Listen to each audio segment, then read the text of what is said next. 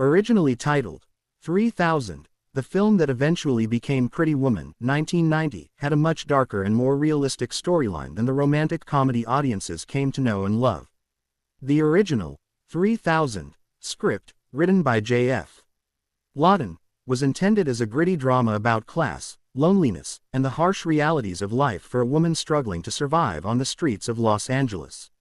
In the story, Vivian Ward is not the bubbly, charming escort we see in Pretty Woman. She's a tough, world-weary woman in her early 20s, trying to make ends meet by selling her body on Hollywood Boulevard. She has dreams of escaping her grim life but doesn't really believe it's possible.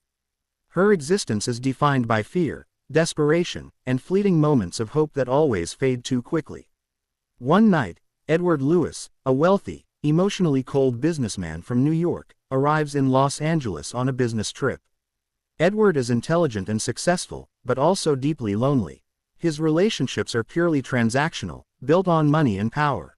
After getting lost while driving a luxury sports car borrowed from a colleague, he meets Vivian on the street and asks her for directions. This chance encounter sets off the story. Edward is immediately intrigued by Vivian's raw honesty and lack of pretense. He offers her money to spend the night with him, not out of affection, but for convenience and company.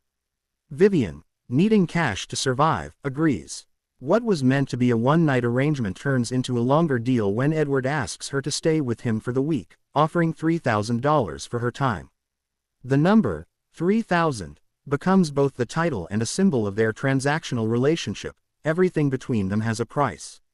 As the week unfolds, their relationship evolves in complex ways. Vivian is introduced to Edward's world of luxury, expensive hotels, fine dining, and designer clothes, but she never fully fits in. Beneath her tough exterior, she's vulnerable and wary. Edward, meanwhile, begins to see the emptiness of his own world. Despite his success, he's emotionally isolated and detached from real human connection. Vivian becomes a mirror, forcing him to confront his own moral emptiness. But the tone of 3000 is not romantic. It's bleak, grounded, and filled with tension. The film was originally meant to highlight the brutal realities of economic inequality and the commodification of human relationships. Vivian's life is full of broken dreams and temporary escapes, and Edward's wealth can't buy him the peace he's searching for. Their time together is intimate, but not truly loving. It's a collision between two damaged souls from different worlds.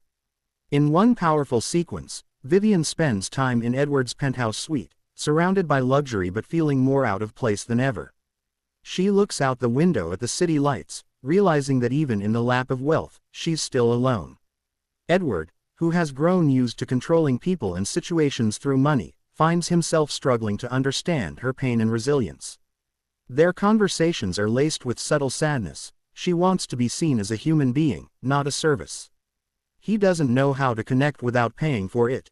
The climax of 3000 isn't hopeful or romantic.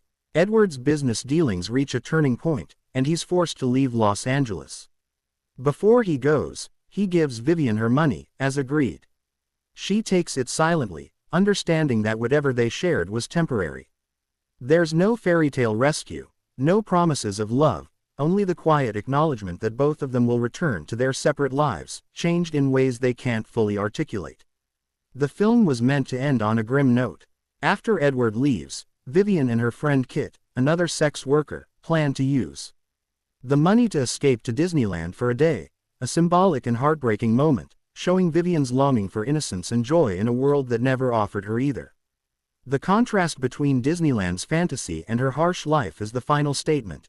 Dreams can be bought for a day, but reality always returns.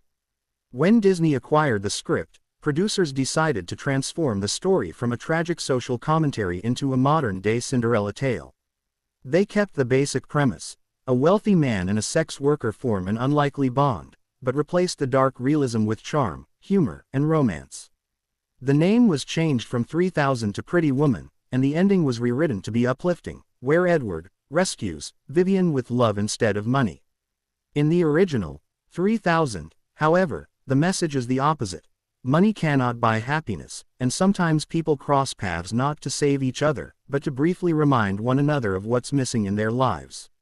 It's a story of two lonely people who meet by chance, share a fleeting connection, and then drift back into their worlds. A raw, emotional reflection of the human cost of survival and the illusions created by wealth. So, while Pretty Woman became a beloved romantic comedy, the original, 3000, remains one of Hollywood's most fascinating what-if stories. A dark, emotional script that dared to show love without the fairy tale ending.